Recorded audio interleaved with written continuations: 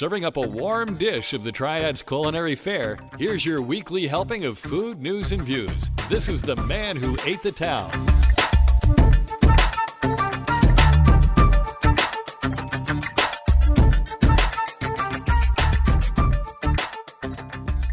Hey folks, and welcome to episode 157 of the Man Who Ate the Town podcast. This is for the week of June 8th through the 14th, 2020. My name is Tim Beeman. My name's Ray Morgan. And I'm Leah Metz. And we are opening the recipe box. We are recording this episode of the Man Who Ate the Town. Yeah, we were opening, and it's like a little pop box, you know. It's like Yeah, there it is.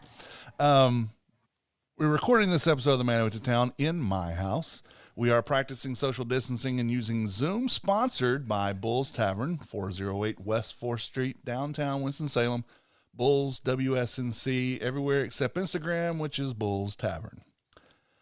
First of all, we want to take a moment and offer our deepest condolences and thoughts and positive vibes, and if you're into the praying thing, to Ray for the loss of his father.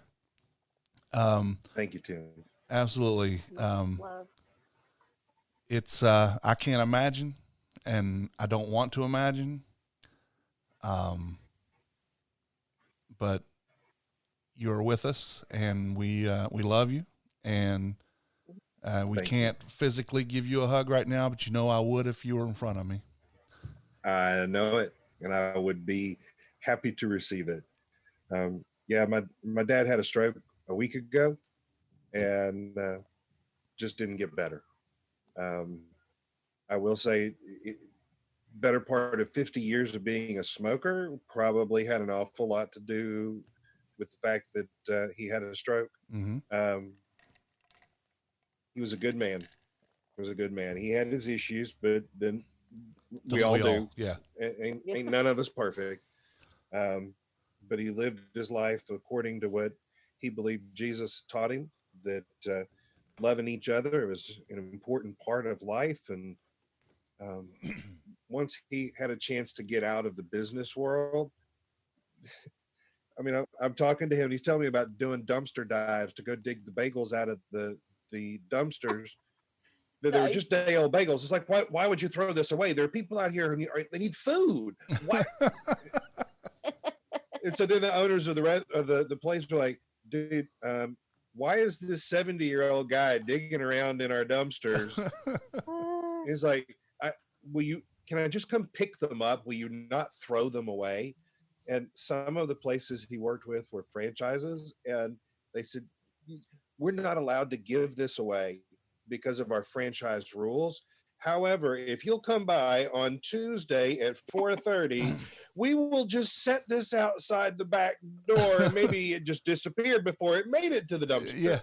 Yeah. There might be hands that we set it in instead of on the ground. Any number of things. So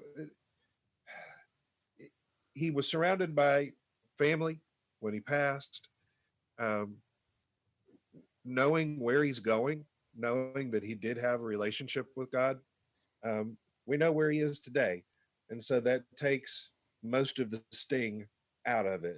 Yeah. I had this kind of vision last night that I was thinking about it. It's like, you ever seen those folks that dress up in the giant sumo costumes and they do the fake sumo wrestling? Yes. You get slammed to the ground, and it's almost like you can just bounce somebody inside of one. They're going to be fine. They're not going to be hurt. Right. It feels like that's what's happening to the family, is that we've all got this giant cocoon around us that's keeping us from being hurt, and we feel safe because we know where he is. Yeah. And it's not goodbye. It's, I'll see you later. Yeah. Maybe a lot later, but we'll see him again. Yeah. So, well, hopefully a lot later for you. Well, yeah. But then you get into the whole esoteric issues of, well, does heaven exist outside of space and time? So when we get there, will it be like just a second since he got there? Or, how does that all time out? Yeah. Whitney and I were talking about, it's like, well, how many people ended up there today? It's like, there's probably thousands of people who died across the entire planet today. It's like, is this the line to the pearly gates? Do we go in single file? Is it side by side? Peter, has anybody seen Peter? Where is St. Peter? Come on, open the gates, man. We need to go on in. So, yeah, this is the kind of randomness that my mind has been going through for the last 24 hours. So I appreciate the love and support. I really do. Absolutely. Like I said, positive vibes and happier thoughts to you and your family. Thank you. Well, something that we will probably see a lot of in the coming times, we had Quiet Pint enthralled in a little bit of controversy. The GM of Quiet Pint, well, all of Dave's restaurants actually, tested positive for COVID-19. Dave contacted the health department immediately. The health department told him that closing down was unnecessary. He's been a champion really for safety conditions since this whole thing started. I did that tasting and he made sure we were 7 feet apart. He made sure things were wiped down before I got there. He's been doing a lot of things with masks and he's doing sanitation in there constantly. And, you know, the health department pretty much told him and said, what you're doing is right. Continue to do that. They were closed yesterday because of a food shortage. The truck didn't come in. So they should be back open today. The DHS or DHHS guidelines do not require a restaurant to announce that an employee tests positive. And I understand that some folks are bothered by that, just as they are bothered by them not shutting down. He makes a point, though, in the Quiet Pint Facebook post. Okay, they closed down for 10 days, put people out of work, lose another $10,000 in inventory, open back up, and when they do, again, it happens. No restaurant will survive that. At some point, we have to move forward. We just have to do it safely. Dave requires, like I said, his employees to wear a mask. He asks that the customers do as well. His employees' temperatures are checked before every shift, and questions are asked about how they feel. Anyone not feeling well at all is encouraged to go home and rest. According to Department of Health and Human Services, COVID-19 is unlikely to be transferred by food, and sanitized surfaces reduce the probability to around 1%. His employee got sick. He quarantined immediately. They had Carolina Cleaning Company come in and disinfect the whole restaurant. It's serious stuff, but we have to have a life, and restaurants need to stay open, but you have to do it, again, smartly and safely. Just the inside and outside have to work together, and that's the restaurants and the public. Quiet Pint, Burke Street, and West Empokey are safe to eat at, as safe as any restaurant can be. Well, and so I'm going to say my piece. Sure, absolutely. Right. I mean, we love Quiet Pine. We lived right up the hill from it for 4 years, and we'd go down there all the time. And in fact, we even ate there on Friday. I mean, we got takeout. Sure. And I work with somebody who works with infectious disease. And so in my mind, I get, masks. I get all of this. More so. What I didn't appreciate was how it came out, and that it was, through a rumor is why he finally said it. Yeah. And then so in my mind, that trust, and I get he doesn't have to report it at all, and that there's probably other restaurants that this same thing has happened and word's just not gotten out. I would say probably 90% of the restaurants have someone who has tested positive, but they, take care of it and go home. Yeah, absolutely. And I get what you're saying. It's optics. Sure. And it's, here we are. I would rather you be truthful and let me decide. Sure. Right. And so for me, if that's okay, this is the day it happened, I'm going to wait 14 days. Sure, I'm still going to support you. But for me to go there on Friday when this happened sometime earlier in the week, not even knowing, and I get that this will happen to other places too. I just, the way it came out, because a rumor was going around, I just was like, dang it. To me, honesty is the best policy, and just say it and then let me decide. Sure. Yeah, we had great food on Friday. Sure, great. And then I see these posts the next day and I'm like, what the? Yeah. Right. I'm like, whew, like yeah, measures are put in place, but at least be upfront and honest. I mean, that's what I want. And Sure. it's going to take us some time to go back. And it also is making me really consciously think about, oh, like, hey, this could be happening other places and we don't even know it. Yeah. And so I got to give mad props to Claire and saying it right off the bat. Like, wow. And, her decision to shut down, that was her decision, Yeah. obviously. But she said it. She said it. She owned it right away. And to me, that's the piece I'm most mad and upset, disappointed in Sure. at the moment. Yeah. Yeah. No, I completely understand all that. And, I can't disagree with you on it. Not that I would want to disagree with it. But I think the conundrum, the catch-22, I guess, with that all these restaurants are in. And I mean, if you look at Dana Moody's post, she's scared, what happens if somebody gets sick? Well, people were all supportive of that. And then Dave actually had it happen, and most people were still supportive, but people naturally got scared. And I don't mean scared like, frightened that they'll never ever go back or they won't go to any other restaurants, but you just it will be something that people, they should already be assessing, okay, I know this is possible. Like Dave said, and this was the health department telling him this, probably 80 to 90% of these restaurants have had somebody test positive. Oh, surely. Yeah. Yeah. And he said, had one other person tested positive, he would have closed down, because then it's more than an isolated incident. Because chances are I've got it from somewhere that wasn't in the restaurant. True. And wearing the mask, he wasn't spreading it to anyone else that way. Plus, they did the Carolina cleaning crew thing, but it's still a scary thing. And I recognize that if I go to the grocery store, or if I go, down to a brew pub, I could get it anywhere. I recognize that totally. But it definitely does make you think about it. Yeah. And then it just thinking about, are we helping or hurting ourselves in this?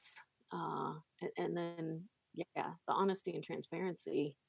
It's like, okay, sure. Yeah, the honesty and transparency isn't COVID related.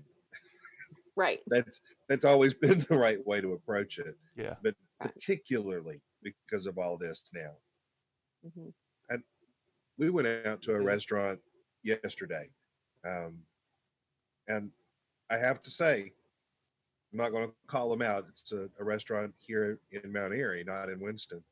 But we had gone to a restaurant in Winston on Saturday. We were down there to visit a friend who actually did pass away Saturday evening. We went out to the restaurant off of University, across the street from the Coliseum. I'm not going to tell you that it was the Mexican place, but we're watching the way they were handling themselves in the restaurant, and we felt very comfortable. We went out to eat at a different restaurant yesterday, and the hostess comes back to the hostess stand after having wiped down a table with the rag in her hand, sets it down, grabs the menus, and grabs our silverware and takes us back to the table. And we're all looking at this going, why aren't you wearing gloves? Why didn't you trade out gloves when you decided to pick up something after you wiped the table down? Why don't you just have one person maybe that's dedicated to doing the busing, that you're not worried about them then handling your utensils and handling the menus? And we watched the menus go right back up to the hostess stand and just sit in a pile. For the other restaurant, we watched the menus go back up to the hostess stand, and then they wiped everything down, each page, front and back, and then put it back in the pile. So I guess I'm just saying, pay attention. Yeah. It'll be a while before I go back to the restaurant that we were at yesterday. The food was good, but the way they conducted themselves really made me question whether I should be in that place, whether we were safe. Yeah. Well, and this is, Tim, you always use the now normal COVID's changing the world in that sense of what we're going to accept now. And even just in general, if you're sick, how you go to work or how you are out in the public or any of those things, it's really given this, you have more conscious about it now for sure. And watching, Yeah. to your point, right? Yeah. And Watching I what happens. recognize the transmission rate off of surfaces is relatively low. Yeah. Down in the low single digits. So it's not like it's a huge opportunity. But why take any risk? Why take a 1% risk when you can reduce it to a 0.00001% risk? Well, like you said, it's optics, Leah. So the restaurant needs to at least, because they're only at half capacity anyway. So, I mean, it's not like they're slammed busy. So take the time to wipe all of the things down, go that extra mile, because that extra mile is what's going to save people's lives, whether in the restaurant's life, because people see this and they will change and say, I'm not going back there because they don't clean their shit. Mm-hmm. Well, and like the restaurant that we saw in Winston on Saturday, they had caution tape blocking off, like there'd be one booth and then you'd go 3 more booths before there was another one that was open. It's like, that's more than 6 feet. Wow. Okay. The one we went to yesterday, not one seat in the house was blocked off. They were trying to spread folks out. We were not 6 feet away from all of the other patrons. In fact, some of the restaurants that we thought about stopping there, we pulled into the parking lot and was like, there is no way that they're distancing with this many cars in the parking lot. Why is there not a line out front? You're seating all those people. No, I'm going somewhere else. Yeah. Well, some people are still in denial that this is real, and why do I have to follow that? I don't agree with it. I don't believe it. So, the cases are still going up. The number of cases across North Carolina continue to increase. I've been paying particular attention to the numbers in Surry County. We were at 273 cases yesterday. We were at 250 a week before. So we're seeing this huge spike. And what I'm seeing reported is that where those cases are coming from are family and social gatherings. Yeah. Mm-hmm. It's like people just go, oh, I don't care. I'm just going to go on. All right. Well, you not caring is putting other people at risk.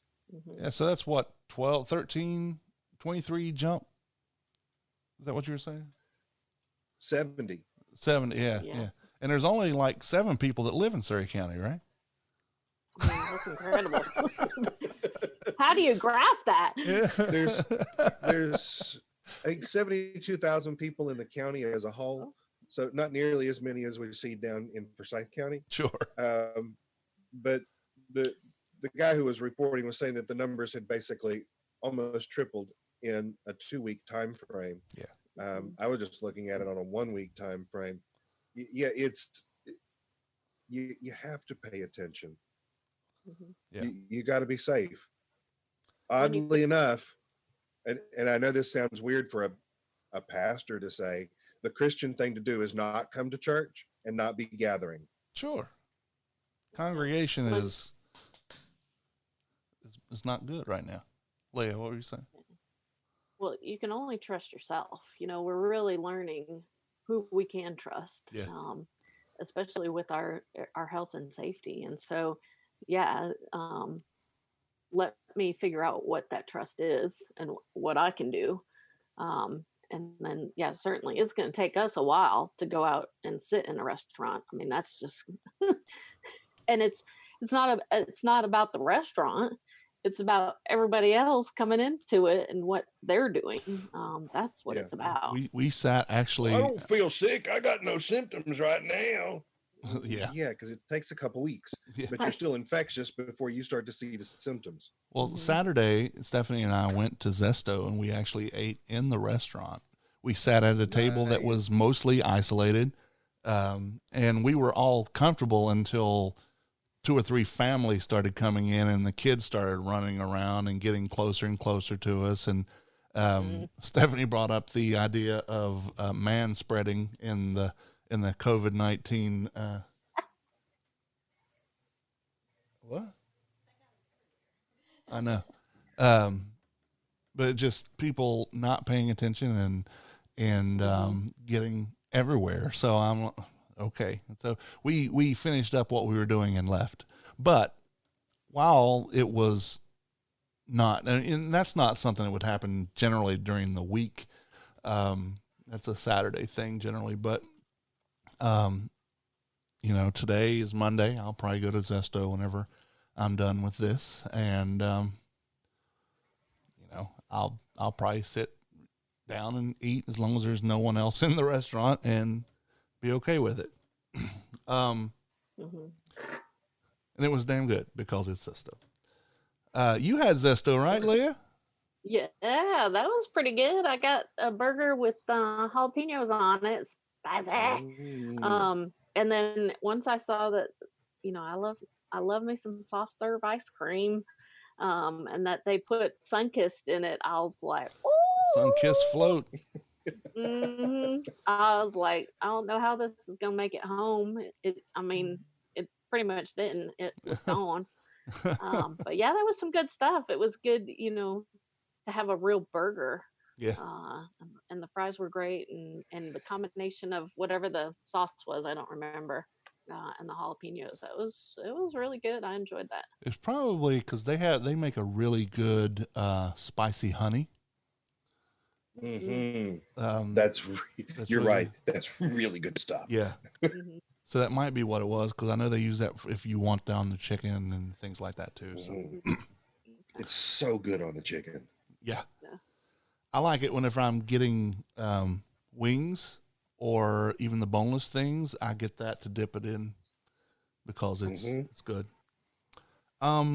I meant to mention this last Monday, but totally forgot about it with everything else going on. The IHOP on Peters Creek Parkway, Silas Creek Parkway, Parkway Plaza, to the best of my knowledge, has closed permanently. This was a crap hole of a place. The last time I ate there was last year after a Cobras game. Stephanie just ordered toast or bacon or something. It was something very small. And I had, an omelet and pancakes. There were about 4 tables in the place. It was midnight. It took 8 minutes before someone come to take my drink order. It took 4 minutes to bring 2 waters, and we ordered, and it took 30 minutes for an omelet and pancakes. Pancakes, we were told, were the culprit, because, it takes so long to grow the wheat to make the all-purpose flour, to grow the chickens to make the eggs for the batter, to grow the cows to make milk, and then time for it to sour a little bit to make it buttermilk, grow the sugar cane to create the sugar. I mean, come on, what the heck? It's amazing. You got to mind the salt too. Yeah. Well, and that's amazing. That can all happen in 30 minutes. I know. I mean, yeah, that's totally right. But they were I know they were goofing off. They were cutting up, playing around in the kitchen. I watched them. I could see them from where I was sitting. They weren't paying attention. An omelet and pancake do not take more than 10 minutes if it's a busy restaurant. Especially not there. They've got the batter made up. Yes. It's already go. Just drop it on the grill. Yeah. So, pancakes don't 3 minutes, 4 minutes to cook a set of pancakes. Come on now. Yeah. And probably what happened, other than them just goofing off and playing around and playing grab ass with each other and all that in the kitchen, they may have run out of batter. But what kind of pancake place runs out of batter? Come on. And it was, if you run out of batter, then you need to fire your kitchen manager. And this was a Saturday night. Like I said before anything got crazy, this was, the bars let out at 2, so people would start showing up. But there was only 4 tables in there at midnight when we come back from Greensboro. The place has never been a great restaurant. I'm not talking about IHOP in general. Well, okay, maybe IHOP in general. But over the last 10 years anyway, this one has gone way past deplorable. Now, restaurants like this I don't usually talk about, but I think it's important to note that if this IHOP has closed down, this is a large freestanding building that may or may not be filled anytime soon. and if it is, with anything useful. And useful being, what I mean useful on this program is something food related. It's got a huge kitchen. It's got a huge dining room. This is a perfect opportunity for someone with big ideas. And yes, I understand we're in the age of COVID and who knows what's going to happen with that. But if we get past any of this and even social distancing, that dining room's plenty of space to keep people safe. So I will say, if you're going to reopen that place, be prepared to gut the dining room and please replace the carpet. Or get rid of the carpet I was altogether. gonna say no carpet in any restaurant. Yeah. Oh, That just reeks of bad seafood restaurant to me. But anything kitchen, I mean, restaurants like that should not have carpet. Everything goes into it. People spill stuff. People drop stuff. Track it in off the streets. Yeah. Track it back from the bathroom. Yeah, I'm gonna say they go to the bathroom with urinals and stuff, and people have awful aim, and then it's on their shoes, and they come walking through there. People drop food on that, and then the kids pick stuff up. Just do something you can mop and be done with. Be done. Much easier to keep it clean. Yeah. Leah, it's on your side of the list, but on Providence Restaurant said they're going to open tomorrow, right? Ooh. Yep. Coming back up, and it looked like it was just takeout at the moment, but they're trying to figure out dine in and how that looks. So they're getting all coordinated around that. Also, Kickback Jacks will open back up on the 16th here in Winston. For whatever that's worth. Yeah. Let me contain my enthusiasm. Yay. Well, it is a North Carolina thing, so it's local-esque. I believe the headquarters is in Greensboro. Local-esque. Yeah. Okay. But really, it's no more. It to me, it's like a TGI Fridays or Ruby Tuesdays or Chili's. It's just got a different name, a little different decor, but it's basically the same kind of restaurant. Yeah, I agree with you. And it's like we were, Leah and I had mentioned, I don't know if it was Kickback Jacks or some other North Carolina based, Carolina Ale House, I think it was. I said they're based in Raleigh. So, I mean, it's really no more chain than East Coast Wings, which is headquartered here in Winston. K&W is headquartered here in Winston. So I don't neglect to talk about them because they are chains. They are local based and they are paying into the local economy, but it's just not my favorite kind of thing to eat. I like the smaller focused restaurants and not the how much can we crank out. Not putting them down, not saying it's a bad thing. It's just not for me. So Leah, did I miss anything else? Anything else you have to talk about? No. Can't think of anything at the moment. All right. Well, we are in luck. We have a guest with us today. I'll say we do have something else from Leah's side of the list. Yeah. And we're going to talk to him directly about that right now. All right. It's time for Getting in Your Business, and here to talk about a new direction that Mozzarella Fellas is taking is the owner, CEO, man in charge, head chef, executive chef, Mr. Brian Ricciardi. And we welcome you, Brian, to our little soiree. Thank you so much. I'm going to give you the yay! Wow. A big fan base. Yeah. Huge fan base. Yeah. Oh, I like it. That's the peanut gallery. Billions. So, Brian, at Mozzarella Fellas, you have recently announced, which is probably no surprise to anybody who's known you, that you guys are now 100% plant-based. Is this, this past week, I threw it out there that we were going to be transitioning into 100% plant-based. I like to say that over the word vegan. I think that V word scares a lot of people. Yeah. But like you said, if anyone knows me, I mean, I've personally been vegan since I opened the restaurant back in 2016, and it's always been something that I'm passionate about. So I've always wanted to do it. I've just been honestly scared to take that step. But I figured, what time better than now with all this crazy stuff going on? Might as well give it a shot. well, now is the perfect time for a reboot.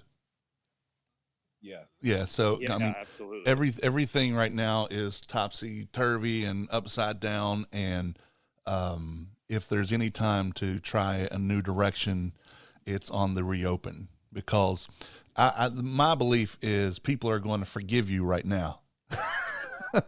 So if you had tried this before, well, they aren't. I'll have to send you some emails I got over the weekend. yeah, but yeah, the heck with that. But because people are wanting stuff back, and I am certainly a meat eater. What you said to me in the message was probably something on the reverse of what I said to you the time that we met. Was I'll eat anything that had a mother. And that's what you sent me the message that, I don't serve anything now that had a mother. But but I understand the need for the people who do live the vegan or vegetarian, even on the lighter side of that lifestyle. And there needs to be places for those folks to get the things that they want and need. I personally am skeptical only because I like meat, and I know the things that I had at Mozzarella Fellows were fantastic. I know there was the cauliflower buffalo wings. Yeah, those are good. But that to me, in my mind, that wasn't a good vegetarian or vegan dish. That was just a good dish. And that's what I'm aiming for. I mean, and I do like using that, that term or phrase, nothing that has a mother, because a lot of people honestly look at me sideways when they're like plant-based, so I've found over the years, it's easy to just, get the message across that way. And, yeah, I mean, it's tough. Obviously we're in an area where, in our message, I like how you said, it's just unfamiliar, and I used unfavorable. Yeah. But it's definitely going to be tricky, But for me, I know in my family, there's quite a few people, whether, they have allergies and they can't eat certain things, or, my grandfather recently just got out of the hospital, and, he's really got to watch himself and, what he puts in his body. So, and I know that, my family is not a rarity. It's really in every family, there's something at this point. There's some reason why somebody needs to eat a certain way. And, so that's huge for me. And like you said, of course, there's so many places now that offer, vegetarian dishes or even vegan options. And so I think it's great that you can pretty much go anywhere and have an option. So if anything, this was just, I went a little bit further, and it's my agenda at this point and what I'm really passionate about, because I really want to make sure that I can give me 100% to every single person that comes in that restaurant. And when I was serving things that I really didn't care to be serving, and that really weren't serving me, I mean, I lost touch a little bit. And in the restaurant business, spending 80 hours a week, and I'm married to that place, I need to be in it, 100%, or else you'll feel that as a diner that I'm disconnected a little bit. Yeah. So, we had, who was it, Ray, that we had on? Was it Brittany McGee that said, when you're not 100% behind your product, the customers will taste it? Oh, yeah. You will taste when the love's not there. because love Right. is definitely a major ingredient in all food. I mean, that's why cereal's so popular. You don't have to love it. You just put it in a bowl and eat it. But when you are cooking things and recipes and putting thought behind it, then there has to be a love from the person who is making it, not just the people who eat it. And you also have to be true to you. And I get that. Does it make me happy that you're plant-based? Only partially because I know this is what you want and what makes you happy and what will serve you, like you said. And the other part of me is I'm going to miss that damn good bolognese. Mhm. And the Yeah. chicken parm. Yeah. And subs and Yeah, because I'll But be I'll on. leave that stuff for all the other places that serve that. You know, I mean, Yeah. I'm excited to be able to offer something different, you know, when there's an abundance of the things that I was serving all around me, right. you know. And I also, you know, a big point is I like, you know, Ray, what you said, it was just, you know, those cauliflower bites. And honestly, the majority of people after they try those, that's what they end up saying is, you know, it's just good. Regardless, Yeah. I don't care that I'm eating cauliflower, it's just good. And you know, like I said, I got a few a few haters this weekend who are not pleased with my decision making, and you know, I'm asking people to eat burgers and nachos. I didn't jump and start doing a raw zucchini lasagna. You know, I'm not. Yeah. I love food. I mean, you know, Yeah. I love food, and no, I'm the only vegan in the restaurant, so my guys, you know, I make sure that I get their approvals before we roll something out, you know. So I'm working hard to bridge that gap so that when people eat it, there's not that disconnect of like, oh, this is just weird and nasty. I Yeah. mean, Well, it seems like that, you know, from your perspective, and as far as we all know, you are the only brick and mortar vegan or plant based restaurant in the area right now. Um, that you don't want, you're not, like you said, you're into food, you love food, so you don't want something that tastes unnatural. You want to make it taste appealing to everybody, not just people who practice veganism. You want to have food that people, even carnivores like myself, would enjoy eating. yes, absolutely.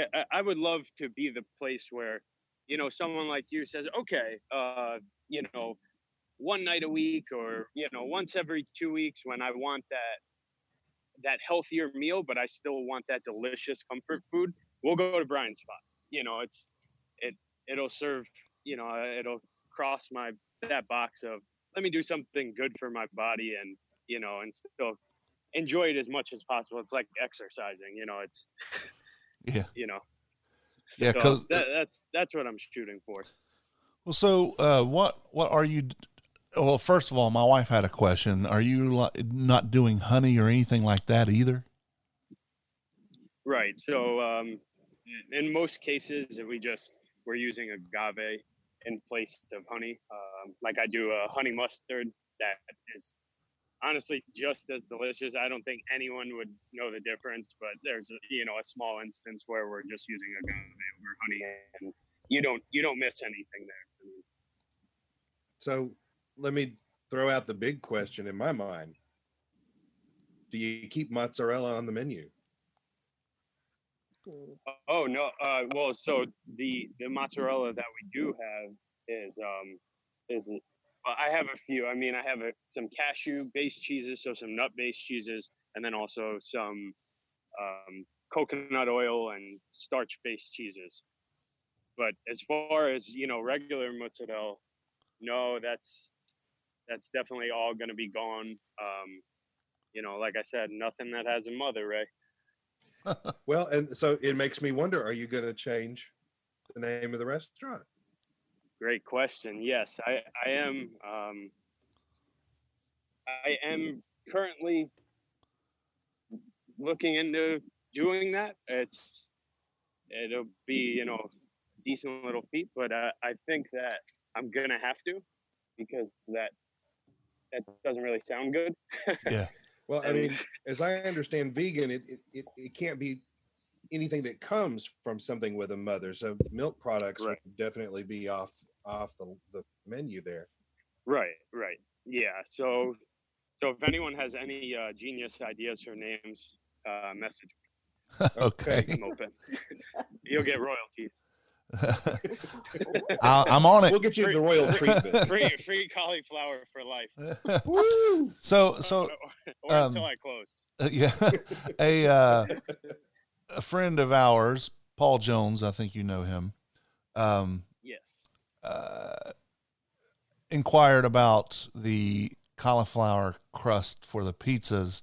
Do you offer bread at all? As for the pizza dough, Yeah. are you? Yeah. Oh, yeah. So our pizza dough has always been vegan. We, New York style is just wheat, water, salt, yeast. I mean, basic ingredients. Ever since we opened, we've always done it that way. So no issues there. We do have that cauliflower crust, that's our gluten-free option. Okay. Which is, you always have to have that nowadays. But yeah, so no issues there. The biggest, being 100% honest, Tim, like you said, you're not really a huge fan of the Beyond Burger or the Impossible Burger, and I've heard that a lot. That I am using the Beyond Burger right now.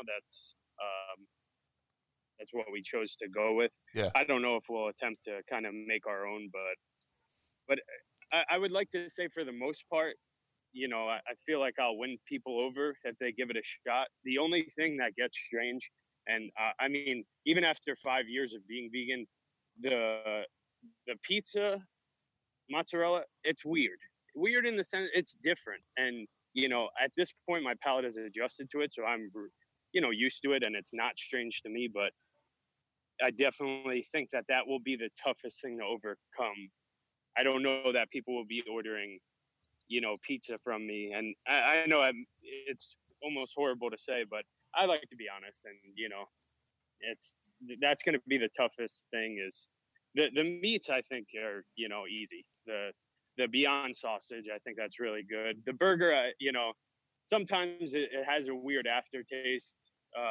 We get the ground bulk and we season it and everything ourselves, so I think that's cut down tremendously versus just like the patties you can buy. Sure. But yeah, that's kind of, once again, where I'm just trying to hit home with people and let them know they can still eat this stuff, and it's, and it's good. So that sounds like the trick is. Go ahead, Ray. I'm sorry. Well, say if you're going to go all vegan, are you still going to stick with an Italian theme? Because it seems like if pizzas and mozzarella that have been signatures, if those are going out the window, you could just kind of open up the menu to anything right. that would fit into the vegan category. It doesn't have to be an Italian kind of thing. Right. And we definitely have, which is also, been really enjoyable for us to get creative and do different things. I mean, essentially what I'm constantly doing is I've done this pretty much since the beginning. For the most part, I'm always just giving people what my favorites are. So now I'm doing the same thing. Like we just put out a new flavor of the cauliflower wings, Korean barbecue flavor. Ooh. I have tacos. I have a taco plate with jackfruit, Spanish rice, black beans. So it's, a cool little plate. We're working on I actually think we got the final recipe put together. We were just tinkering with it yesterday for like a Korean sticky rice type of / fried rice type of dish. So yeah, we are all over the board now. I'm going to be doing everything, which is another good reason to change that name. Yeah. I hate that we'll have to lose the big MF off the back wall. I know. I love it. And I never meant for this, to end up what it has become, but people love. And Tim, I still owe you a hat, which I have a hat for you. I have not forgotten, even though that was like 2 years ago. But I was like, where's my yeah, damn hat? I want the hat before it disappears. I got you. I'm definitely gonna send you one. I promise. Okay. Well, it sounds like I need to come try this new menu, and you can just give me the hat when I come. Yeah, if I can win you over, then I'm confident that I can win anybody over. So, Okay. Well, it sounds like a challenge, and you know what? I accept that. Okay, sounds good. We're gonna have to set that up as soon as we open. I haven't opened the dining room back up just yet, but as soon as we do that, we're gonna get it on the books, and you better come hungry. I will. I learned the last time. Whenever I go to see Brad Ricciardi, you go hungry. Yeah. I don't do those small portions, and I'm gonna feed you and send you home with a ton of food. Awesome. Leah, did you have a question a while ago? Well, now I've forgotten it. But one I'm intrigued. One thing that does come to mind is, what are you doing with beets? Because my wife loves beets and she brings them home, and I mean, I'm like, Tim, it's got to be wrapped in some bacon or something for me to eat. So Yeah. what's your beet situation so I can take her there and give her some beets?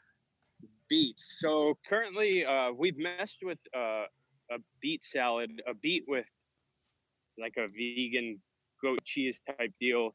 I don't currently have anything on the menu with beets, but this will be, this has been awkward because I'm at that in between stage of, getting rid of everything that we have done and transitioning into this new menu. And, once again, anyone who's followed us over the years, you see that I change with the weather. I mean, I change things so often, and we'll end up doing that with it. I'll love what the menu looks like today, and tomorrow I'll wake up and say like, oh, time to switch things up. And, I guess for me, I need to gauge what kind of response and feedback we get and see if I start moving in one direction or another with if people want,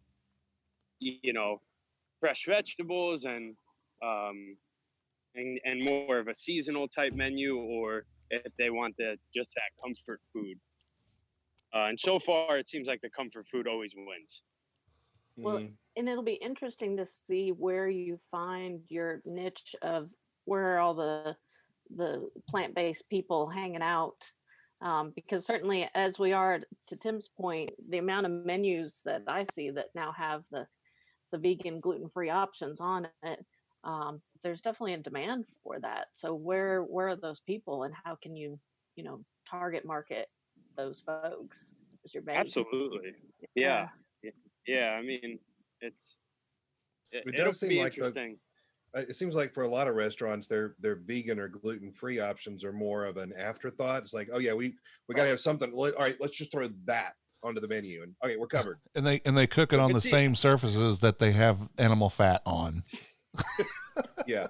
Right. And I think as being a vegan, that's always a fear is, you don't want to get sick. I mean, that's really at the end of the day, that's all it's about. It's, you don't want to go home and like, oh, my stomach feels weird. I definitely just ate butter, or, you could tell. So yeah, you can tend to watch where you eat. Well, and so that with a gigantic smile. Well, and so I do a number of catering and events and things like that. And I've always found that for a while, I'd always have to say, okay, vegetarians, vegans, gluten-free folks, you need to go first. And then finally, I've decided, well, wait, if I just get the whole menu gluten-free from a place that can actually do it really smartly and beautifully, everybody loves it. And they forget that there's no meat there. So I have a client that comes in. Not everybody forgets that there's no meat there. Well, I mean, I'll bring a bag of bacon with me when I come, but I'm going to eat it in that. You guys are great. Talking to the exceptions, the less desirable. But I definitely, when I do these events for a client that I have that's gluten-free, I can if I find the right place, I can get a beautiful spread. And then everybody's like, "Ooh, where did you get that?" And the food's great. So to me, it's kind of exciting as somebody who does a lot of catering, to be able to find a place where I can ensure that, hey, it's gluten free, it's vegan.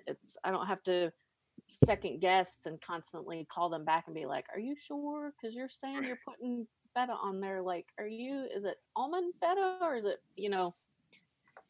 Right. so kudos. Yeah. Chase it. If that's your passion. Heck Yeah, yeah. it's really nice to have that faith, I mean, it's no different than when we all go out to eat and we deal with the server who is, that Mhm. you're like, oh, you're about to destroy my order, or you're like, oh, like you're really knowledgeable, like I feel Right. safe and in good hands right now. Yeah. So, Yep. and I liked something about seeing other restaurants that are doing other things, and even some that aren't choosing to. I appreciate that in a sense because I understand it. At least for me, I've always told people this. I've had a ton of people say like, "Oh, this isn't a wise business decision." And I keep hearing that over and over, and I really, more than anything, want people to understand. I understand business at this point. I've had the restaurant for 4 years, and even before that, I've ran restaurants, and I don't, money doesn't move me in that way. I mean, I don't do everything based on money. I actually probably don't do much in accordance to money. And I know that that's, could be a little ignorant at times, but I, I want to live a full life.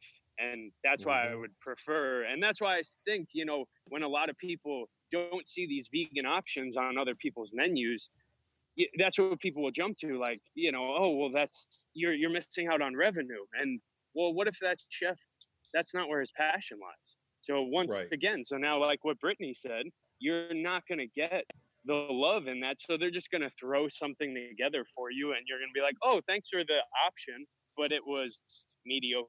Yeah. So it's just like, if you're not going to do something right, don't attempt to do it at all. Exactly. Well, I've noticed a lot of when people are, and I get so annoyed with them just because they're repetitious and redundant, but when people are like, well, what would you like to see downtown? What would you like to see in Winston-Salem? And it's always a vegan or vegetarian, at least, restaurant has always been in the top 5, top 10 places that people want. And, I'm not, again, me, I'm not pushing for that, but now that there is something, then that's something we can promote and get behind and make sure people know about it, which sounds like is the biggest challenge you have, is convincing people to at least give it a shot once. And then it's up to you to light their life up with something that they didn't know was so good. Yep. Right. And I always accept that challenge. I've understood that has been, the biggest challenge since day one, is winning people over from the moment that they, take that first step in the door. So I am all for that. I do ask that, in today's, with everything going on, I would hope that people would just be open-minded enough to give something an opportunity. Some people come in and are very skeptical, and I'm like, just give it a shot. If you don't like it, now you know. But some people, the people that won't, aren't even willing to give it a try, I don't understand that. I mean, I'm just personally not built that way. I always want to see, find out firsthand if okay, yeah, I can do this, or no, but at least now I know. So for me, it's important that people just give me an opportunity, give me a try. I mean, especially customers of mine, and that's one thing that, once again, I've received a lot over the weekend, was a lot of people that are really upset with me. And part of that is, my staff keeps asking, like, Brian, how do you feel about that? And I'm like, honestly, I take it as a compliment. They love us. They love what we do. They're a part of this place, and they're just upset now that things have changed, and that they're no longer going to be able to come on Friday or Saturday, that once a week routine that we've ruined that for them. So they're upset with me, and I understand that. So I'm just saying, I've won you over once. Give me another opportunity. Yeah, you've not ruined anything. They might feel that you've ruined it, but you have you are offering something different. It's no different than if a chef opens two different restaurants, right? And one is completely different than the one people loved before, but they love the chef. So let's go try what he's doing. People know that this is Brian Ricciardi's thing, and it was before you made this switch, and it still is.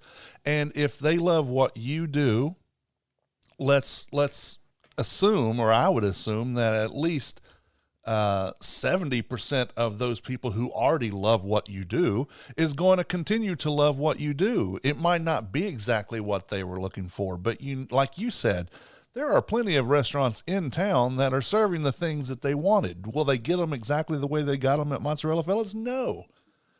But, then that should be incentive for them to go. I'm not trying to tout other places, but it's an incentive to go try something new somewhere else while still coming to give you business and give you and your new direction a fair shot. Yeah. I love that. That was beautifully put. And yes. And I agree. I will people who, we're going to miss this pizza. There's a ton of wonderful pizza places in Winston. We know that at this point. We've stepped our game up, and there are so many places that you can go and get, one of the best pizzas in the state. I mean, we have an abundance of awesome restaurants in Winston. So yeah, you can fill that void. Yeah. So it's not like you're leaving a gaping hole. You're actually you're filling it with something different. Yeah. So, I mean, right. And something that people have been asking for, which, the bad part of that is in Winston-Salem, as much as we are a very strong food community and we are supportive, we will ask for a lot of stuff and then not support it once we get it. So let's hope that this is not the case for this particular venture. And this one, gives people what they've been asking for. And we know that you'll knock it out of the park to the point that people will tell everybody else, you know what, don't knock it till you try it. This is Brian we're talking about. Let's see what he can do. Well, and it also, play to the people you want in your place. If you want other people like you, then that's who you go after. I don't feel like you don't have to prove to me, the meat eater, about this. Yeah, in my head, I recognize, sure, that eating healthier would be great. But if I can bring my wife over there and she has a great meal, because she likes to do all the healthy stuff, well, in my book, that's a win. And am I going to share this with other people who I know who choose to eat that way? Oh yeah, because I know that they will support you and will love that you're doing that focus, and that I know whenever we go out to eat, if I pick the place, they're not going to be able to eat very much, and they have to be very concerned about it. But if we go there, we'll please more of them, and I'll be fine with that. And I'll have my bag of bacon that I'll go eat later. It's fun. I mean, I'm all about making my friends happy, so it's but those folks who I know that are vegan and gluten free, I'm sending them your way and be like, here it is, here's the place. That's really awesome. Thank you. Yeah, it's all for you. So it's like, and I know this world is all about a la carte, and if I want purple beets at 5 p.m., by God, I'm going to get them. I mean, that's just this world. If I want cauliflower crust, I can go get that. So, to be able to accommodate another sector of people and what they eat is kind of an awesome thing. Well, it's something that we've talked about on this program repeatedly, that we love the diversity of food that we have in the community. And now we've got another option that people have been asking for. Well, and knowing the creativity that you bring to this, Brian, and the fact that the menu does constantly change, that's one of the appeals. It's one of the shining pieces that you. It's like you want to come back to your restaurant because what is he doing now? I want to try something new. I'm going to get my old favorites, yeah, but what else is he doing? Well, Yeah, I'm glad that hits home, you know, because I oftentimes, of course, I see things through my lenses, and I always wonder, you know, the perception from other people. So that's really cool to hear. I'm glad that it's interpreted that way. well, being I'm honest, I curious don't. if you're still looking at coming downtown. I was so this is a perfect time to say this. My lease is up. That is honestly, that has always been and will continue to be a tough struggle. Is, you know, I hear that nonstop. If you weren't all the way up here, you know, Yeah. and I'm not a huge fan of where I am. I don't have a great relationship with my landlord. It's very, you know, like corporate, and I'm just not about that. I love, you know, relationships and community, and I'm going to be doing some different things as far as, you know, that goes. But if anyone knows a spot downtown, you know, that is suitable, I know a place on Trade Street that's open right now, Oh yes, and that also was known for their vegetarian and vegan options. vegetarian. Yeah, Miss Mary. And I can get you in touch with Drew Gertzmeyer. Okay. Yeah, I would definitely love to speak with Drew. I just moved downtown, so I could walk there. I'm 2 blocks away, so There you that go. would be really nice. Yeah. You know, Yeah, you could never complain that traffic made you late for work, though. I still will. he owns the place. He can complain and make any excuses he wants. Who's going to fire him? Him? I've tried so many times. It's never worked out. You just keep coming back, don't you? Yeah, I know. This boss is tough. So I'm curious, Brian, have you talked this over with Daryl, and what were his thoughts on it? Daryl, no, I haven't, but I mean, Daryl's always supported. I mean, from day one, you know, for those that don't know, Daryl is, you know, my good buddy who we opened Mozzarella Fellas together, and I ended up buying him out. But he was always supportive since day one and he honestly, he loved doing the vegan things because Daryl was a creator. I mean, he loved just doing something different in the kitchen and just, you know, expanding his knowledge. And so that was always cool. So, I know that, you know, Daryl is supportive of me now and, you know, giving this a shot. I mean, him and I have always been risk takers and gamblers. I mean, you know, so I know he's in my corner. Yeah, that's awesome.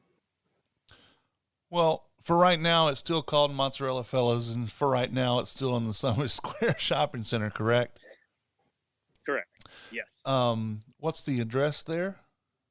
It is 336 Summit Square Boulevard. And it's, that's Sam's Club Shopping Center off University. Okay. Easiest landmark. Is that close to Francesco's?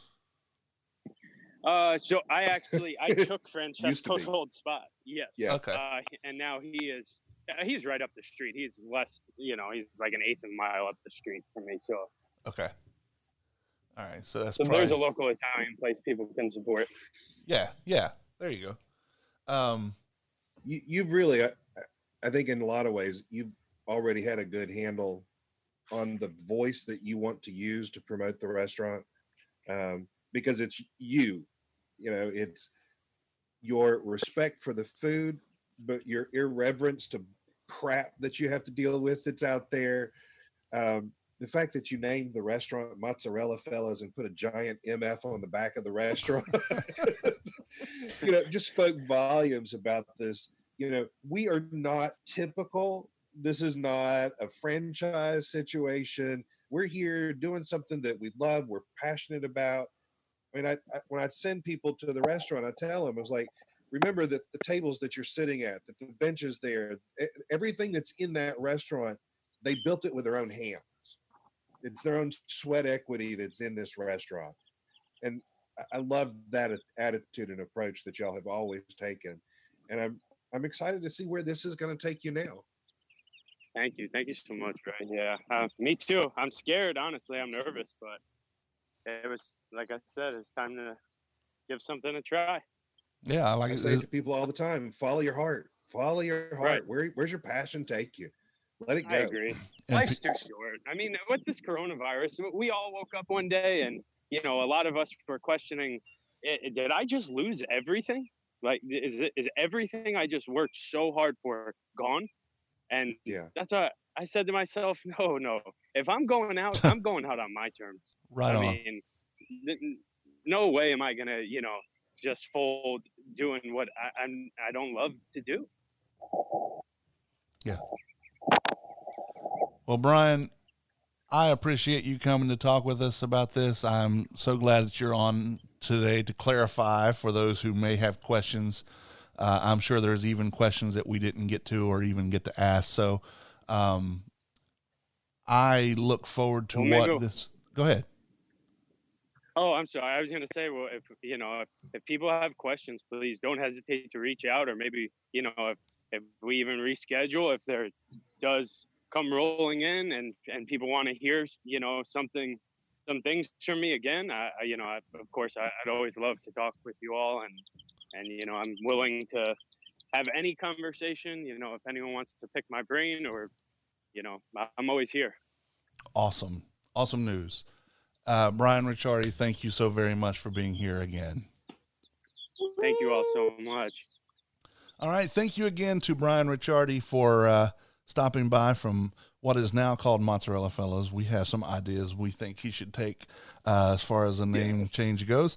And we have brought them to his attention, and he has already said he loves it. So I don't know if he'll go anywhere with it. But, Good. Nice. Good. But we want to keep MF around. Yeah, we want to keep that MF. So let's Hashtag winning. Winning. Winning. Let's do some food holidays. Today is the 8th of June.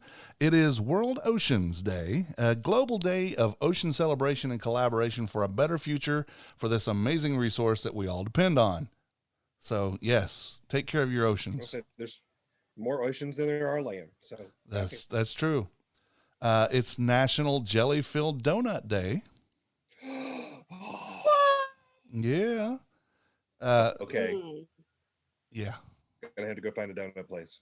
Yeah. Mm-hmm. But here becomes my question, though. This is serious. So I love the maple donut, and what is it? A Long John, Long Boy, Long John. Long John. Yeah. I mean, do you put jelly in that, or are you? I'm kind of a purist. I mean, I think it's custard based. You put custard in it? Yeah. But see, now that's not a donut. That's not. That's the Long Boy. So yeah, I think right. And it depends on the jelly, because some of the jellies are just not as good as others. But that's true too. This is so true.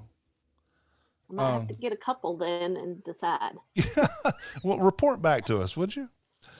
You know, we should have all of the donut places in the area bring us their best jelly-filled donuts, and then we'll try them all and find a winner.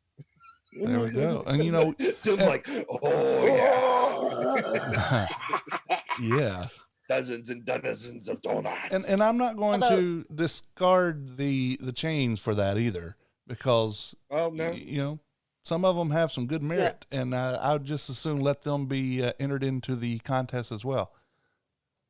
Well, and so long time ago, I don't remember how long ago this was, but somehow I got in on a Krispy Kreme tasting study where they paid people to come and taste donuts. There were 4 kinds that we tasted, and we had to, you know, look at appearance and smell, and then, you know, how it felt in our hand, and what we thought about it. And there was paperwork that had to be filled out, and it was an hour and 4 donuts, and I had a bite of each donut, and whew, the sugar was like, well, I did that for but coffee it was fun. with them. It was fun. I did enjoy that.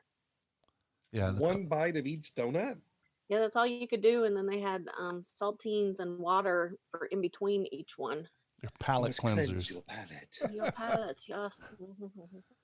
Well, we'll work on that. By the way, the 8th is I like the also sound. Chicken Tetrazzini Day. Ooh. So there you go.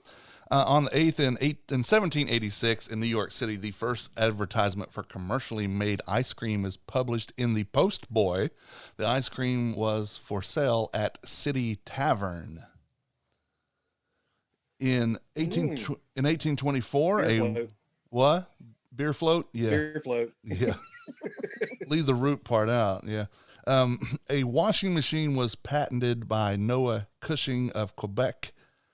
It was the first Canadian patent ever issued in 1824 on this day.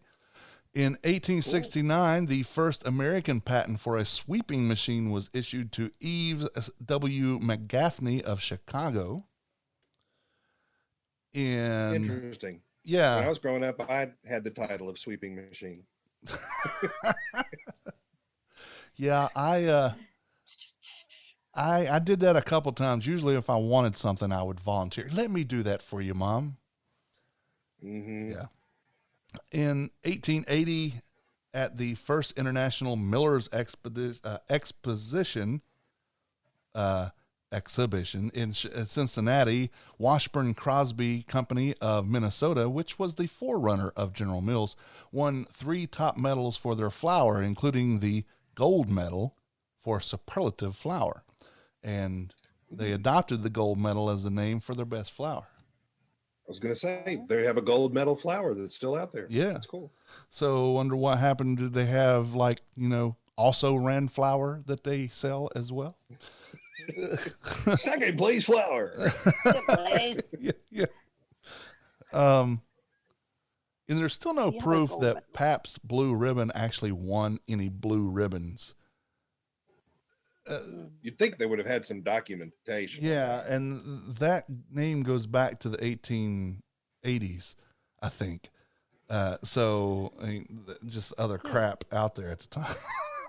Well, we didn't have the same consumer protection laws then that we do now. This And is so true. Truth in advertising. Oh yeah, it's a blue ribbon. I was given a blue ribbon once, and so I'm calling it blue ribbon. Yeah, I dropped a blue ribbon into it. In 1930, Gives it the distinctive amber color. in 1937, blue dye number 4. In 1937, the world's largest flower blooms at the New York Botanical Garden. The giant Sumatran Titan arum, and then there's a Latin name that I won't try to pronounce, was 8.5 feet high and 4 feet in diameter. Its odor is like that of a putrid, rotting corpse. So, It's actually pretty cool, but yeah, the stank's pretty bad. have you seen it? I have not seen one in person, but yes, I'm familiar with what you're talking about. Yeah. In 1953, the U.S. Supreme Court ruled that segregated eating places in Washington, D.C. were unconstitutional. Unfortunately, it took a little bit longer for it to be unconstitutional everywhere else. Well, and we're still dealing with that. Yeah. In 1965, the merger of Pepsi-Cola and Frito-Lay was approved by shareholders of both companies, forming the new company PepsiCo. And in 1985, did I not put that on there? 1985. Oh, it's the one that I left off. The holiday was. It's also maple on creme fraiche day. Ooh. And the reason it's called that is because creme fraiche won the Belmont Stakes, ridden by a jockey named Eddie Maple. So there was maple on creme fraiche, and so that is actually a thing. On the 9th of June, it's National Strawberry Rhubarb Pie Day. Ooh. You can keep the rhubarb out. Just give me the strawberry.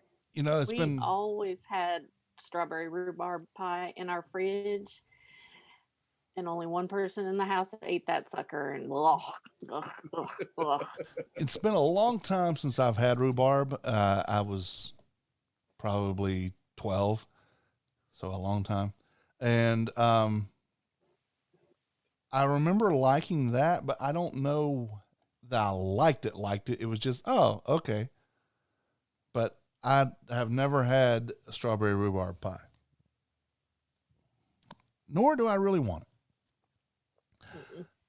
On the 9th Give me the strawberries. Yeah. In 1822, Charles Graham received the first patent for false teeth. Now, that's the patent because we know even way back further than that, there was false teeth. Yep. Egyptians probably had false teeth, but he received the first patent for it. In 1902, Frank Hardert and Joe Horn opened the first automat. We've talked about automat several times in the last month or so. On June 9th in 1902 at 818 Chestnut Street in Philadelphia, food was in small glass-doored compartments with a slot for nickels to unlock the door to retrieve your food selection. It was the birth date of modern fast food. Several dates are given for the opening, whether it's the 9th, 12th, or 19th.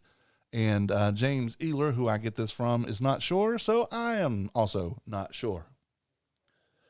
In 1931, the Alka-Seltzer trademark was registered. Flop, flop, fizz, fizz. So what a relief it is. Yes.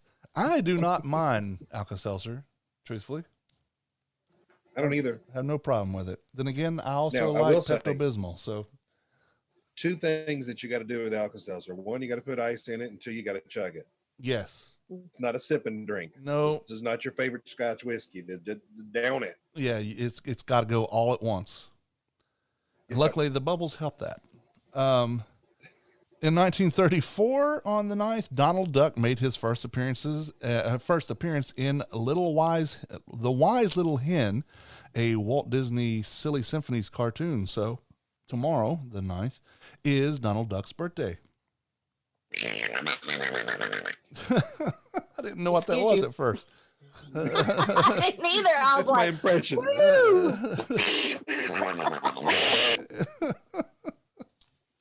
That kind of scared me. In 1953, John H. Kraft received a patent for the manufacture of soft surface cured cheese. Ooh, mm, cheese. Glorious cheese. On the 10th of June, it's National Black Cow Day, and we're not talking about the animal. We're talking about it's basically a root beer float. Okay. It's also National Iced Tea Day. I am a fan of both sweet and unsweet iced tea. I like to actually, if I'm drinking it, I want it unsweet. If I'm just having it as a little treat or something, I do like it sweet. And if it's going to be sweet, it needs to be really sweet. I need it to run up the straw instead of just flow. And it's also We could also say that's then Southern Day if it's Sweet Tea Day. yeah, Absolutely. that's Kinda right. throwing that out. Southern Just Day a lot. indeed. So it doesn't say sweet tea; it just says iced tea. So we're staying safe on that one. The National Herbs and Spices Day as well on the 10th. In 1869, frozen food was shipped long distance for the first time. Frozen Texas beef shipped by steamboat to New Orleans, which isn't that far, but still. No. I guess at the time in 1869, it was for a while for it to get there. In 1935, on the 10th, Alcoholics Anonymous was founded, AA. In 1943, Laszlo Biro patented the ballpoint pen. In 1952, Mylar was registered as a DuPont trademark. Mylar is very strong polyester film that has gradually replaced cellophane. It is used in food wrap in addition to many other non-food uses, such as balloons. Not to be confused with Mylar Cyrus. No, not at all to be confused with Mylar where's Cyrus. the sound? Oh, yeah. Hold on. Which one? There it is. Yeah. Yeah. I don't have these labeled, so I don't know what they are. So I was guessing at that. Just randomly push buttons. Yeah, yeah. Well, I have a clap. I have the laugh I can put with the rim shot, and then the crickets, and then our open and closing of the recipe box. Let's see. In 1985, on the 10th, the most embarrassing moment for Coca-Cola was when it announced it was bringing back the old formula Coke to replace new Coke that nobody wanted, which happened only a month prior. Yeah, what a fiasco that was. Yeah, 99 years, and they decided to change it. That was so stupid. It's like, I never understood the idea of why do we need a new Coke when the old Coke was so popular and continues to be so popular. And we already had Pepsi, and it tasted just like Pepsi, I thought. And I don't drink that either. Yeah. Although it was born in when they Carolina. Say, is a Pepsi okay? I might just bring me water. Yeah. By law, they have to ask that. If they tell you. If they serve Pepsi products and you ask for a Coke, if someone, and they do, I have a brother-in-law who works for Pepsi. If you don't say, is Pepsi okay? And you pass off the Coke as Pepsi or Pepsi as Coke, that's a lawsuit. Oh. Ooh. Yeah. I mean, I get it. I understand why. I just hadn't heard that. Yeah. Wow. Oh yeah. It's mean business, and no soft in the soft drink there. It's the Cola all, War. The Cola Wars. Yeah. On the 11th of June, it's National German Chocolate Cake Day, and yes, yeah. As I've mentioned before, cake, we get chocolate.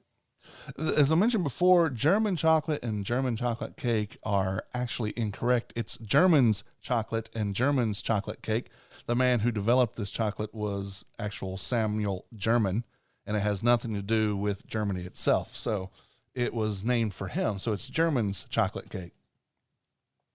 It's also Corn on the Cob Day. Yes. I like it. Love corn on the cob. And it's also Royal Hot Dog Day. Oh. As opposed to the peasant dogs. Okay. I didn't vote for you. Yeah, we'll talk about why here in a minute. In 1742, Benjamin Franklin invented the Franklin stove. He purposely did not patent it so that others could freely copy the design. How's that for Ben? That's the kind of given spirit right there. There you go. And then going over here in 1793, the first American patent for a cast iron stove was issued to Robert Hertrick of Pennsylvania. No word on whether it was patented after or based on the design of the Benjamin stove or the Franklin stove. I'm going to take this free thing and I'm going to have it patented. Yeah. In 1889, John E. Purdy and Daniel Sadgwar of Washington, D.C. received a patent for a folding chair. Wow. Big accomplishment. Yeah. My chair folds. Yours doesn't. But Yours mine just goes to sits 11. There. Mine folds. Yeah, mine goes all the way to 11. In It's 1901. like one better than 10. Why don't you just have it set to 10 and make 10 louder? Well, this one's one louder. In 1901, on the 11th, New Zealand annexed the Cook Islands. We take this for New Zealand. In 1912, a hotel first, 24-year-old Silas Christopherson flew a Curtiss Pusher airplane. The propeller was in the rear, from the roof of the 12-story Multnomah hotel in Portland, Oregon. The first person to fly. Bob's. Yeah, Bob's. Eat it, Bob's. Bob's Place. The first person to fly a plane off the roof of a hotel. In What a 1930, distinction. What do we have? The first person who flew one off the service station, first one to fly off of a library. I'm the first one to do it off an elementary school. I want to be in the butts.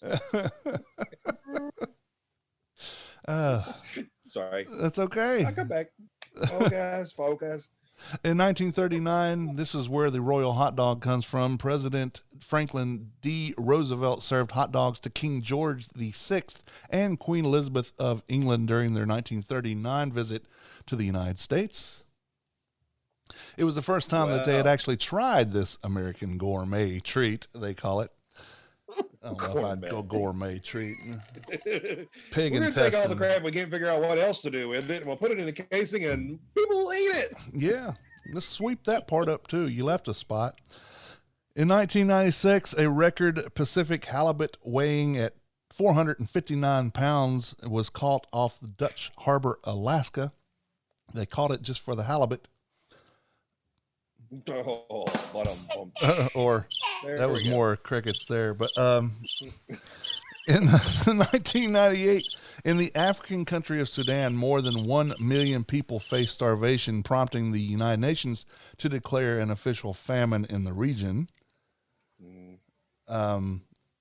Which Sudan is right next to Ethiopia, and Ethiopia had that distinction in 1985 because that's when Live Aid was. This is the 35th anniversary of Live Aid. Let's not forget. Wow. Not today, but this year. It was a summer festival.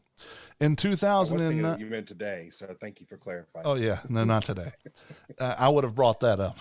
In 2009, the World Health Organization declared the swine flu outbreak a pandemic. But they're not doing enough, so they say. On the 12th of June, it is National Peanut Butter Cookie Day. Cookies, peanut butter. I want another peanut butter sandwich cookie. I remember that. Yeah. My mom said that was one of the first product placement things I ever said, because I want another Nutter Butter peanut butter sandwich cookie. That was the They actual. were so good. Yeah, they were. They still are. Yeah. They're a little bit smaller than I remembered, but again, I was smaller too. So, the 12th is also National Jerky Day. I'm not a jerky fan. For one, I can't have it because it's way too much sodium. But I just give me a Slim Jim over beef jerky any day. It's International Falafel Day, which is a Middle Eastern specialty. It's deep fried patty of ground chickpeas or fava beans. I can take or leave falafel. I don't dislike it, but it's not something I go looking for. If I'm going to have it, you know where I'm going to have it? Yamas. Yamas. Yep. Because they've got the fritters that you can get with your meal. That's right. You And can put that in your bowl. Those are so good. Yeah, you can put it in your bowl on your sandwich. It can be a side, whatever you want. I usually do it as a side. Yeah.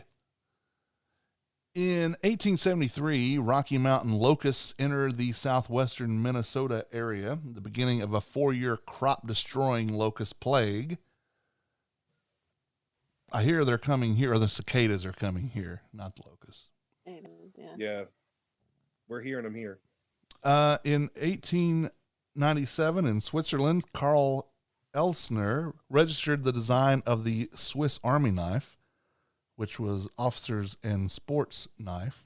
For trademark protection, the innovative knife had tools that opened from both ends of the handle, and pretty much you could do anything with it. Cool.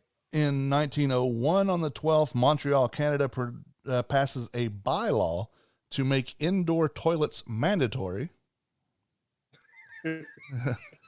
You must have To think that you would have to toilet. legislate that. Yours must be inside. As if the people weren't demanding. Can I have my toilet inside, please? Yeah. No, you can keep yours in the front yard. Yeah, can I get my toilet, with a moon, a crescent moon on the top, and Oh, yours isn't. It's a full moon right there. Yeah, That's a full moon. Yeah. Shine's bright. I fought in your general direction. I can see more. In 1913, John Randolph Bray released The Artist's Dream, also known as The Dachshund and the Sausage, in which a cartoon dog eats sausages drawn by the artist. I guess the cartoon dog eats this. Okay. Yes, it is the first animated cartoon made in the United States by Modern Techniques. Okay. Fast forward 100 years. For the first time in modern history, the world is producing more farmed fish than farmed beef. The Earth Policy Institute in Washington, D.C. has found that farmed fish production reached a record 66 million tons in 2012. Cattle farm output, by contrast, has leveled off with just 63 million tons of beef produced in the same year. But not People are trying to eat going, healthier. but not going to Mozzarella Fellas. Right. Neither one of those will be there. Nope. On the 13th, it is National Rosé Day. It's always the second Saturday in June, as is National Weed Your Garden Day. No, I'm sorry. Not true. World Gin Day is always the second Saturday in June. The 13th. I think I'd rather have the gin day than the weed the garden day. Just Yeah. saying. Well, that's still happening. Weed the Garden Day is still happening on the 13th. It's just not the second Saturday in June, other than this one. And it's also Kitchen Klutzes of America Day. There you go, Leah. It's your day to cook Sunday. All yours. And the garden, I was like, why are you gonna make fun of my garden? Like, I mean, come on now, I'll weed it when I want to. Well, I was trying to be subtle. In 1789, Mrs. Alexander Hamilton, yes, that Alexander Hamilton's wife, served a new dessert treat for General George Washington. The highlight of the dinner party was ice cream, and all this time you thought Dolly Madison was responsible for that, but it was Alexander Hamilton. In 1816, well, glad we clarified that. Yeah, there we have it. Thank you. But we haven't actually clarified ice cream because that wouldn't be good. Yeah. In 1816, the Peel Museum in Baltimore, Maryland became the first U.S. public building to use gas lighting. Not gaslighting, but gas lighting. Good thing you're clarifying Yeah, all these things. Those are real pictures. No, they're not. Those are real pictures. No, they're not. Those are real pictures. It was installed for its publicity value. In 1844, Linus Yale of Springfield, Massachusetts, received a patent for an improved door lock. In 1886, what? Okay. In 1886, in Canada, a swift-moving fire consumed the entire city of Vancouver, British Columbia, in less than 45 minutes. More than 28 people died, and 1,000 buildings were destroyed. Wow. 45 minutes. Gone. In 1893, African-American inventor Thomas Stewart of Detroit, Michigan, received a patent for an improved mop with a levered clamp to hold the mop rag in place. I believe that design still is used today. In 1903, Julius Landsberger of Alameda, California, received a patent for a closure for receptacles, a clamp for holding a cover on jars and cans, incorporated by Kerr Glass into their economy jars. And I'm sorry, Leah, that's Saturday that you can cook. It's the 13th, not Sunday. Sunday is the 14th, which is National Strawberry Shortcake Day. Ooh. World Cucumber Day, or if you're from Jamaica, it's Cucumba. World Cucumba Day. And National Bourbon Day. What are you laughing at? Ooh. There we go. The day has now been redeemed. Yes. Say. Yeah. Bourbon. I love bourbon. In 1972, the EPA banned DDT in the United States. DDT residue was still found in some foods grown in the United States as late as 2002. Mm. In 1988, unusual uses for peanut butter sandwiches. In New Jersey, students in a school were kept in an extra 45 minutes by a 6-foot black bear that had wandered into the playground. They kept it at bay by tossing out peanut butter sandwiches until the game warden arrived to take him away. I like it. Nice. I'm keeping you The bear's here like, till you feed me more. Peanut butter. Yeah. Yeah. That's good. Excuse me, can you send some milk over? Yeah. I've had too much peanut butter. Yeah. You have one that's not strawberry jelly. Somebody got some Gonna orange say. marmalade or something. Can I get one with honey on it? Great. In 2007, a Colgate Palmolive company warned that counterfeit toothpaste falsely packaged as Colgate has been found in 4 states and may contain the poisonous chemical, something I'm not going to try to pronounce. The counterfeit toothpaste can easily be recognized because it is labeled as manufactured in South Africa. Of all the things to counterfeit. Yeah. Yeah. Why? What kind of profit margin are you making off counterfeit toothpaste? Hey, man, you got any of that good stuff? I really need to brush. Yeah. Come out to my trunk. Here's the good stuff. In 2011, the Los Angeles Unified School District agreed to remove flavored milk, chocolate, and strawberry from its menus to help combat childhood obesity. I think that's stupid, but they did it. Because it's milk that's driving weight gain in this country Yeah. exclusively. Yeah. It's just chocolate milk. Yeah. Let's We'll, leave. we'll blame that for. Yeah. Let's leave the candy bars, but take the chocolate and strawberry milk. Yeah. To heck Let's with not the feed bones. them like freshly prepared foods and vegetables that are actually cooked well enough that you want to eat them, kind of like they do over at Mozzarella Fellas. Yeah. I like how Yeah, you we brought just that kinda all weld back them home. right Yeah. back, Yeah. That's a full circle. Well, that Constantly spinning. That's why we're dizzy. that's all of the. There's many reasons why we're dizzy. That's all your food holidays in history for this week. Special thanks to James Ziegler at foodreference.com for making us chuckle, roll our eyes, talk about bears and peanut butter sandwiches, and cucumbers. Cucumbers. You know that even pigs will not eat cucumbers. So, and there you have it, folks. They But- don't eat cucumbers. But If a pig won't eat it, But will goats, because goats will eat tin cans. I think goats will. Yeah. Then give them all to the goats. I don't I'm think fine goats with have taste buds. I'm with you, Leah. It's just, there's something I can put in my mouth, and let's do it. Yeah. The Man Who Ate the Town podcast is part of the Less Desirables Network. Along with this podcast, you can listen to the Less Desirables, the Beer Dads, Fan Interference, Apartment 5B, Beeswax, Vinyl, and more, Sipping NC, and Wheeler's Dog. You can find all these podcasts and their latest episodes on our network website and directory, tldpodnetwork.com. You'll also find social media links for each one there as well. We'd greatly appreciate it if you visit our sponsors. How about Carrabba's Italian Grill, located at 587 South Stratford Road? And this, my friends, is no chain. This is a responsible family of restaurants.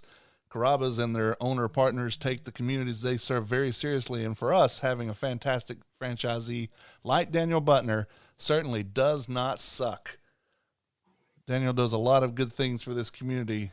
Follow Carrabba's on social media and on Carrabba's.com, and you can see just half of the things he does. Follow him on social media personally, and you'll see a lot more of that. He is just in this community for the betterment of this community. Washington Perk and Provision Company is located 301 West 4th Street. You'll find a little bit of everything there at the Perk. A chip corner, a deli to get your sandwich on the go, local fruits and vegetables, meat and dairy from local sources, Bingo Bango sodas, Wolfie's custard, a wall of beer and wine, and much, much more. Washington Perk is better than a convenience store, not quite a grocery store. On Facebook, they are Washington Perk, or at Washington Perk _DTWS on Instagram. The Humble Bee Shop is located at 1003 Brookstown Avenue in the west end of downtown. you've not had good until you've tasted the treats and goodies that Brittany is whipping up in the shop, be it muffins, cakes, macarons, and more. Many things vegan and gluten-free as well. The Humble Bee Shop wants to challenge your perception of scratch made and leave you with an experience you couldn't possibly forget. For more information, follow them on Facebook and Instagram or visit thehumblebeshoppa.co. That's SHOPPE.co. This is a reminder to all the listeners, and it's just good practice, not just for now, but always wash your damn hands. Wash with warm water and soap. Wash with the soap for 20 seconds or more. Sing, we were listening to Great Gig in the Sky before we started recording today. That if you can sing that solo part, sing that while you're doing. And your random odd fact, who sings that solo? Somebody that you would not expect to be associated with Pink Floyd. It seems like I used to know that, but I don't know. Tony Tennille of the Captain and Tennille. Oh, Believe it or not. Yep. It was like, did you watch Night Court?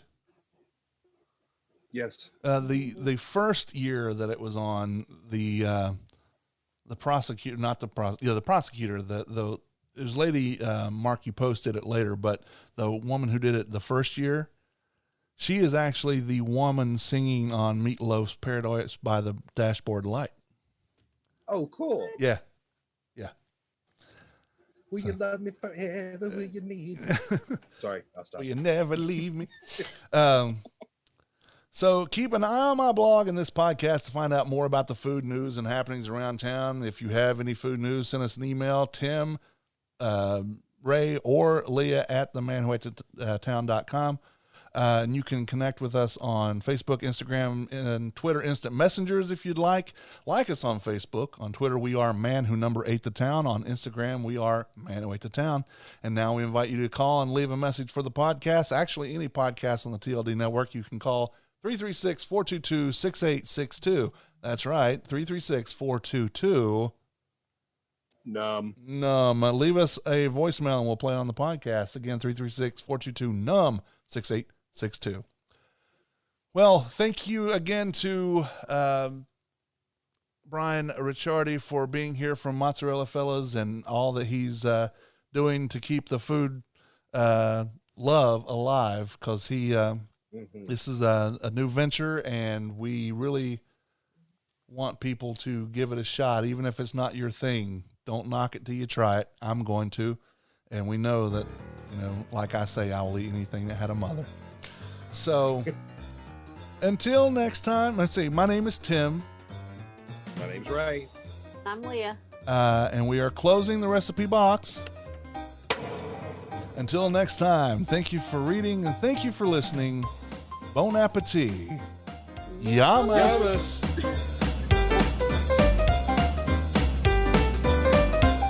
The views and opinions stated by me or any of my guests are solely those of ours and do not necessarily reflect the opinions of our hosting companies, distributors, enemies, friends, or relatives.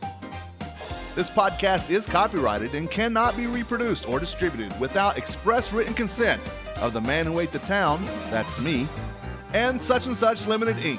However, if you ask nicely, we'll probably let you.